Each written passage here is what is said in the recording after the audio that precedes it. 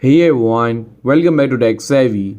In today's video, I'm going to show you a quick and easy way to open YouTube's desktop version on your mobile phone. Whether you want to access more features or just prefer the desktop layout, I have got you covered. So let's dive right in. First, open up any web browser on your phone. This can be Google Chrome, Safari, or any browser of your choice. For this tutorial, I will be using Chrome. Next, go ahead and type youtube.com in the search bar.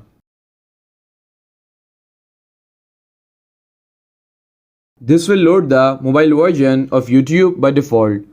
Now, here's the trick in Chrome. Tap on the three dots at the top right corner to open the menu. And here, you will see an option called Desktop Site. Simply tap on it. And that's it. Now you know how to access the desktop version of YouTube right from your mobile phone. If you found this video helpful, please give it a thumbs up and don't forget to subscribe to Tech Savvy for more helpful content.